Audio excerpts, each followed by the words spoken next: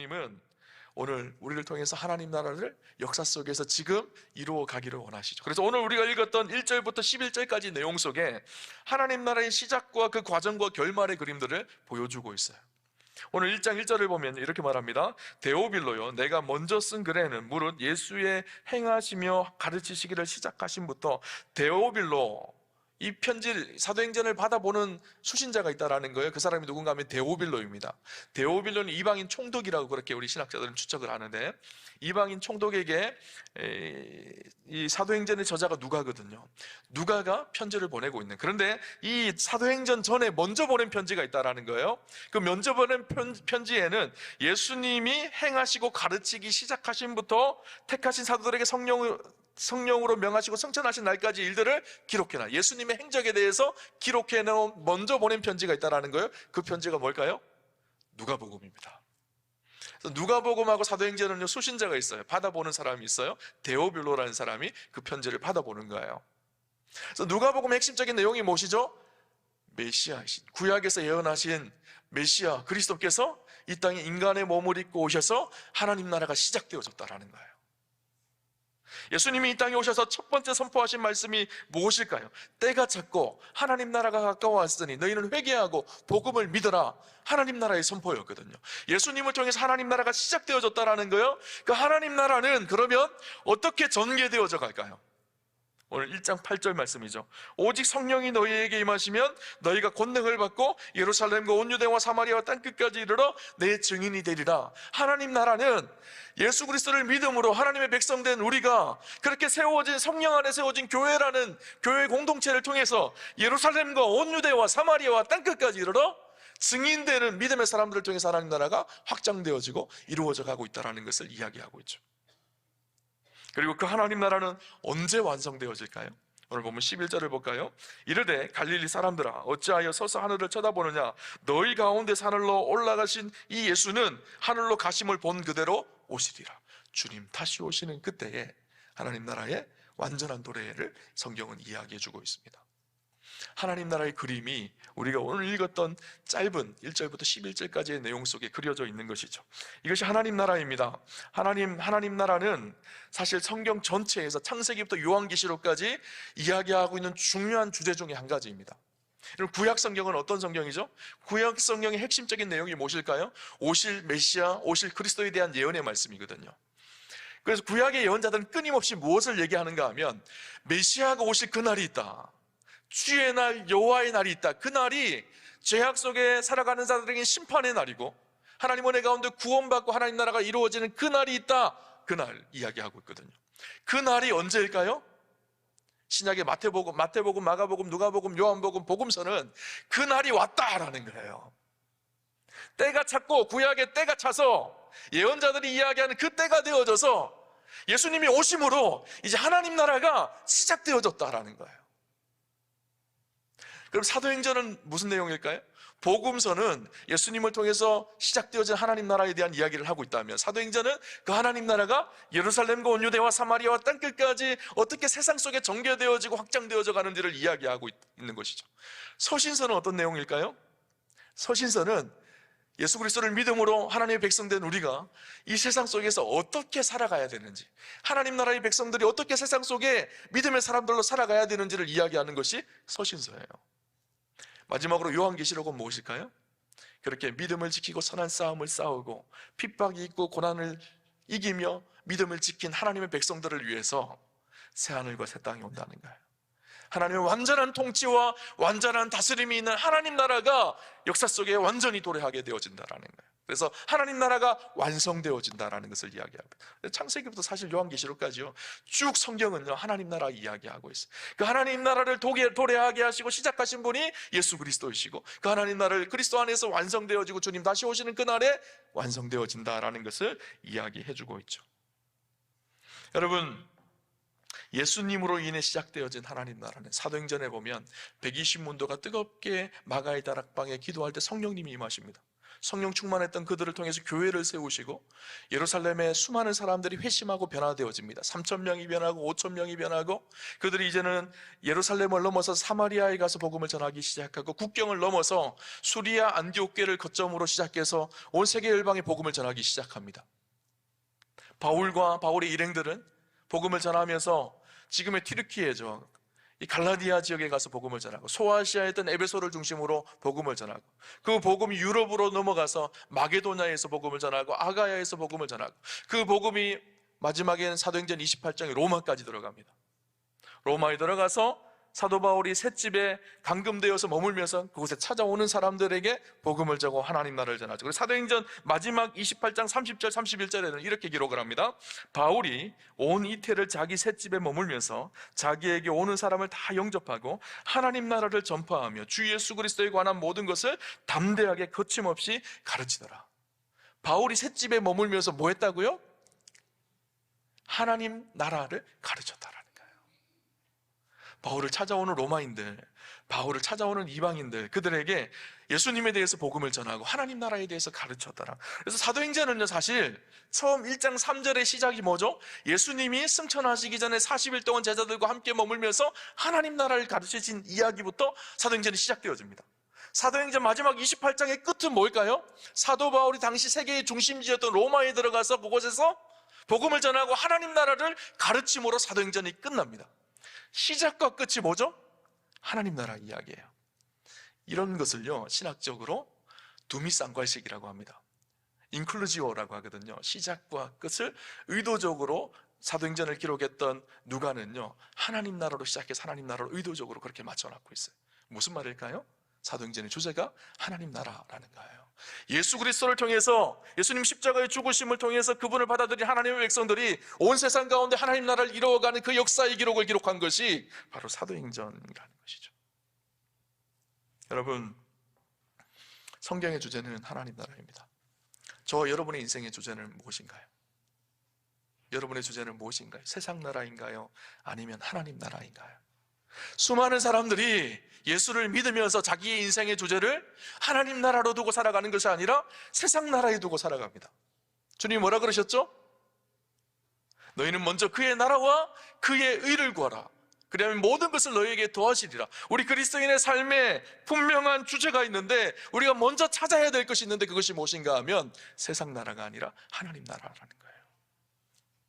오늘 본문에 보면요, 제자들이 승천하시는 예수님께 묻습니다. 6절에 보면 그들이 모였을 때 예수께 여쭈어 이르되 주께서 이스라엘 나라를 회복하심이 이때니까 하니. 지금 어떤 상황이죠? 예수님이 십자가에 죽으시고 부활하셨어요. 부활하신 주님을 만났던 제자들이 서로 막 이야기하면서 예수님이 뭔가 이상 신비한 일이 예수님 가운데 일어날 것 같은 거예요. 그러니까 그 제자들이 예수님께 물었던 것이, 예수님, 지금이 우리 이스라엘을 저 로마로부터 회복시키실 때입니까? 라고 묻고 있는 거거든요. 그들은 지금까지도 어떤 생각이 있는가 하면 예수님이 정치적 메시아로 이 땅에 오셔서 저 로마로부터 우리를 회복시키고 해방되어지면 그 옆에 있던 제자들은 우리도 자연스럽게 어떨까요? 예수님과 함께 예수님이 임금되시면 한 명은 좌편에 한 명은 우편에 한, 이 관심이 있었던 거예요. 그래서 예수님이 예루살렘에 올라가실 때도 야고보와 요한은 예수님, 우리 한 명은 좌편에 앉혀주시고 한 명은 우편에 앉혀주십시오. 예수님이 임금 되시고 왕 되시면 우리를 그렇게 높여주십시오. 이런 생각들로 가득했던 거예요. 예수님은 끊임없이 계속해서 하나님 나라 이야기하고 계시는데 제자들의 아직까지의 관심은요, 세상 나라였던 거예요. 그들에게 예수님 뭐라고 말씀하시죠? 7절 8절에 이렇게 얘기합니다. 이르시되 때와 시기는 아버지께서 자기의 권한에 두셨으니 너희는 알 바 아니요 오직 성령이 너희에게 임하시면 너희가 권능을 받고 예루살렘과 온 유대와 사마리아와 땅 끝까지 이르러 내 증인이 되리라 하시니라. 너희 좀 세상 일에 세상 나라에 관심을 좀 끄고 하나님 나라, 예루살렘과 온 유대와 사마리아와 땅끝까지 이르러 너희가 증인되는 삶을 통해서 하나님 나라가 이루어져가는 이 일들에 너희의 마음을 두라는 것을 이야기하고 있는 것이죠. 여러분, 하나님 나라의 복음은요, 예루살렘과 온 유대와 사마리아와 땅끝까지 전하여지고 전파되어지고 그 복음이 지금 우리에게까지 들려진 거예요. 여러분, 우리의 관심이요, 세상 나라가 되면 안 됩니다. 하나님 나라의 백성이 되어진 저와 여러분의 인생의 관심은요, 세상 나라가 아니라 하나님 나라여야 합니다. 하나님은 오늘도 우리를 통해서 역사 속에서 하나님 나라를 이루어 가기를 원하시고, 우리가 하나님 나라를 받아들인 하나님 나라의 백성으로서 그리스도의 증인되어서 하나님 나라를 세상 속에 보여주기를 원하십니다. 그래서 세상 속의 빛과 소금으로의 삶을 살아가며 복음을 전하며 하나님 나라를 이루어 가기를 원하시는 것이죠. 저 여러분에게 그런 사명이 있고 교회에게 그런 사명이 있다는 사실을 잊지 않아야 합니다. 이 사명, 하나님 나라를 이루어가고 증인의 삶을 살아가는 선교적 삶을 살 때 이 사명을 감당할 수 있는 능력은 어디서 오는 것일까요? 오늘 성경은 이야기해주고 있죠. 오직 성령이 너희에게 임하시면 너희가 권능을 받고 예루살렘과 온 유대와 사마리아와 땅 끝까지 이르러 내 증인이 되기라 하시니라.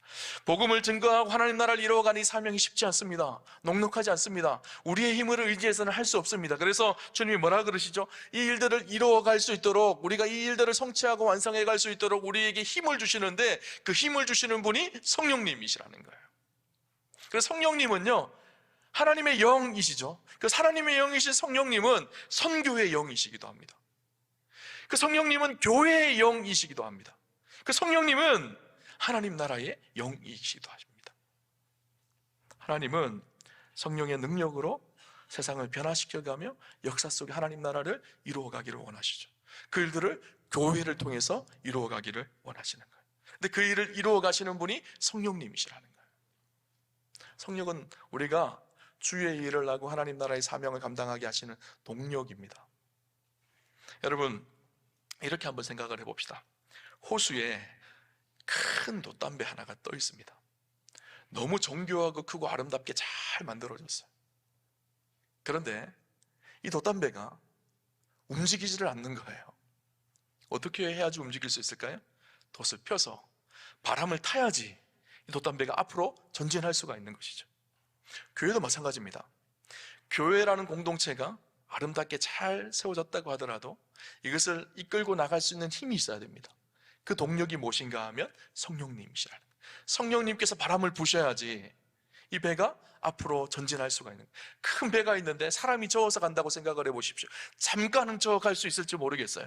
그러나 먼 항해를 하거나 빨리 항해를 하려고 하면 반드시 바람이 불어야 되는 것처럼, 우리가 하나님 나라의 사명을 감당하고 복음을 증거하고 선교적 삶을 살려고 하면 반드시 필요한 것이 성령님이 주시는 권능의 힘이죠. 성령의 능력인 것입니다. 성령의 충만함입니다. 그래서 너희가 예루살렘을 떠나지 말고 오실 그의 성령님을 기다리라고 예수님께서 말씀하고 계시는 것이죠. 여러분, 성령님과 동행하시고 성령님으로 충만한 역사가 있으시기를 주님 이름으로 축원합니다. 많은 사람들이 성령 충만하면 어떤 생각을 하시는가 하면요, 어떤 감정적인 신비한 체험을 성령 충만함의 전부라고 생각하시는 분들이 참 많아요. 성령 충만함은요, 어떤 신비한 경험과 감정적인 변화가 일어날 수도 있지만 일어나지 않을 수도 있습니다. 감정에 따라서 우리가 성령 충만함이 바뀌는 것이 아니에요. 성령 충만하면 반드시 있어야 될 것이 있는데 그것이 무엇인가 하면 열매를 보고 알 수가 있습니다. 성령 충만한 사람들에게는 두 가지 열매가 나타나요. 하나는 내적인 열매고요, 하나는 외적인 열매예요. 내적인 열매는 무엇일까요? 오직 성령의 열매는 사랑과 희락과 화평과 오래 참음, 자비, 양성, 충성, 온유, 절제. 무엇이죠? 예수님의 성품이거든요. 예수님의 인격이시거든요. 그래서 우리가 성령 충만하면요, 나타나는 열매가요, 예수님 닮는 거예요. 예수님 점점 닮아갑니다. 성령 충만하면 나타나는 외적인 열매가 있습니다. 이 외적인 열매는 무엇인가 하면 하나님 나라의 도전적인 삶을 살기 시작합니다. 복음을 증거하고 하나님 나라를 위해서 기꺼이 내 삶을 드리고 내 물질과 내 시간을 하나님 앞에 드려도 아깝지 않고 헌신하고 하나님 앞에 기꺼이 내 삶을 내어드릴 수 있는 결단이 생기기 시작하고 그 일들을 이루어가기 시작합니다. 여러분, 성령 충만에 대한 우리 안에 심각한 오해 한 가지가 있어요. 뭔가 하면요, 성령 충만은 목사님들이나 선교사님들이나 기도 많이 하시는 분, 이런 분들이 목소리도 막 갈라져서 할렐루야 이래야지 성령 충만한 것이라고 생각하는 오해예요. 여러분, 성령 충만함은요, 특별한 사람들이 받는 것이 아니라 누구든지 예수 그리스도를 구주로 고백하고 성령님을 의지하고 성령님의 인도하심을 받기 위해 자기의 삶을 순종하며 내어놓기 시작하면 성령님께서 우리를 붙드시고 인도해 가십니다. 예수 믿는 것이, 누구든지 예수 그리스도를 구주로 고백하면 우리 모두가 구원받은 하나님의 백성이 되는 것처럼, 구원받은 우리가 남자나 여자나 어린아이나 나이가 많으신 분이나 모두 다 성령의 충만함을 경험하여서 하나님의 뜻을 이루어갈 수 있는 도전적인 믿음의 삶을 살 수가 있다라는 거예요. 그래서 성령 충만함을 받은 하나님의 사람들은요, 놀라운 역사를 이루어갑니다. 예수님의 제자들 보세요. 하나같이 다 별 볼 일 없는 인생이었거든요. 아까 말씀드린 것처럼 예수님이 임금이 되시면 한 명은 좌편에 한 명이 우편, 온통 세상에 관심이 있었던 사람들이 그들이었거든요. 성령 충만함을 경험하고 성령 충만할 때 그들의 삶이 바뀌기 시작합니다. 이제는 주를 위해 살아가기 시작해요. 자기의 목숨을 내놓고 희생하며 자기의 것을 포기하고 주를 위해 자기의 삶을 드리기 시작하고, 그들을 통해서 위대한 역사, 하나님 나라가 그들의 삶을 통해서 이루어지는 현재적 하나님 나라의 임재를 경험하고 하나님의 영광을 경험하는 그런 일들이 일어났죠. 교회는 그런 곳이어야 합니다. 성령 충만함으로 역사 속에 하나님 나라를 이루어가는 곳이어야 돼요. 그것을 위해서 우리가 끊임없이 도전하고 끊임없이 헌신하고 끊임없이 그 일들을 이루어가는 곳이 교회입니다. 사도행전 1장 8절을 성취해가는 곳이 교회입니다. 성령의 충만함을 받은 우리가 예루살렘과 온 유대와 사마리아와 땅끝까지 이르러 증인의 삶을 사는 것. 예루살렘이 어디죠? 당시 제자들이 머물고 있었던 수도거든요. 오늘 그러면 우리에게 예루살렘은 어딜까요? 우리가 삶을 살아가는 우리의 가정, 우리의 직장, 우리 우암교회가 있는 청주와 충북, 이곳이 예루살렘, 우리의 예루살렘입니다. 유다는 어딜까요? 이스라엘이요, 남북 분열 시대가 있었습니다. 그래서 남북으로 이스라엘이 나누어질 때 북쪽을 북이스라엘이라고 그러고 남쪽을 남유다라고 그랬거든요. 그 남유다의 수도가 예루살렘이었어요. 유대라는 것은, 예루살렘과 온 유대라고 하는 것은 남쪽을 말합니다. 남쪽 나라, 남쪽 유다, 남쪽 이스라엘. 지금 우리로 따지면 어딜까요? 우리나라가 기가 막히게 남북이 나눠져 있어요. 안타까운 현실이지만 우리가 살아가는 대한민국, 이곳이 유다라고 할 수가 있을 것 같아요. 우리가 살아가는 이 대한민국에 하나님의 뜻을 행하고 복음을 증거하고 하나님의 일들을 감당하는 것. 그러면 사마리아는 어딜까요? 사마리아는 북쪽 이스라엘의 수도가 사마리아거든요. 그럼 오늘 우리에게 사마리아는 어딜까요? 저 북녘 땅이 되어지겠죠. 공산주의로 폐허가 되어진 저 땅.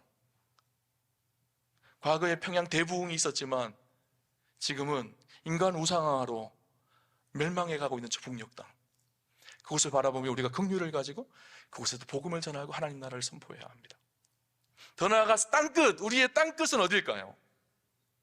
대한민국을 넘어서서, 우리의 국경을 넘어서서 아시아, 유럽, 아프리카 온 열방 가운데 주의 복음을 증거하고 하나님 나라를 선포하는 것.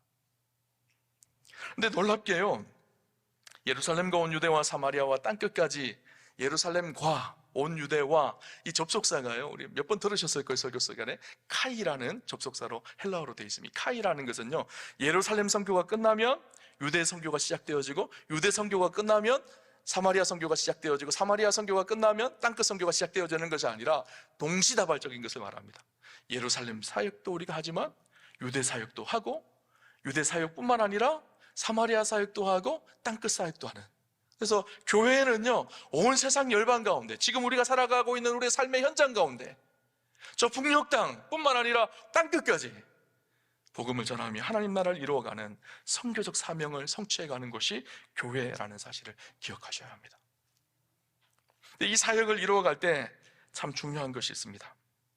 여러분, 헌신과 수고와 눈물이 반드시 필요하다는 거예요. 그냥 되지 않는다라는 거예요. 희생이 반드시 전제되어야 한다라는 것이죠. 선교적 삶을 살 때 그 속에는 우리의 희생과 우리의 헌신이 전제되어져 있습니다.